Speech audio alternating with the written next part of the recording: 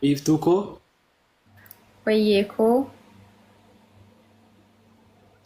utuma argituu diina mirgaaf bitaa maaliif obsa dhabdee anaan na shakkitaa? Tarii yoo dhageessis jecha namni odeessu dhuftee na gaafachuu natti min dandeessu?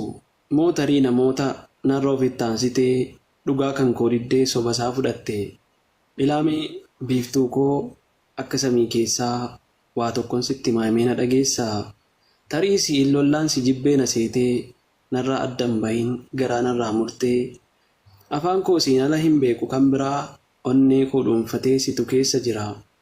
Hin danda'u tasaa sirraan nama hidha'uu onneen koo kee qofaa nama biraan gahu. Onneen nama tokkoo namuma tokkoo fi ona gootee hin deemin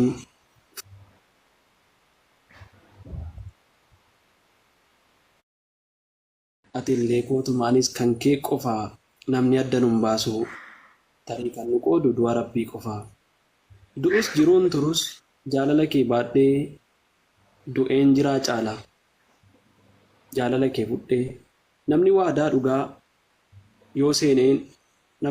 dhugaa yoo seeneen cabsine du'aan jiraa caala kan namni hin labsine. Kanaaf si jaalladheen siin boonee gammadaa waa dhabee si qabaannaan maal dhabee tan gaddaa. Sittin obsa yoomuu guyyaan koo siin tolaa cabus nan dhukkubu hin deemu okkolaa.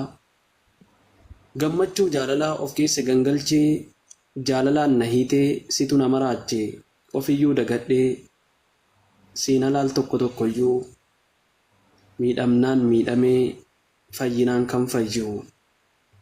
Ana hunda caalaa isa ofii si kennee kan si waliin turu bakkeetti siin ganne. Boojituu jaallaa giifti arsii qorsoomaa abdii biraan qabu abdiin kiyya sumaa. Dubbii sobaa tuulee yoo fakkeesses namni onneen koo kee qofa biiftuu koo amanii. Onneen koo kee qofa biiftuu koo amanii.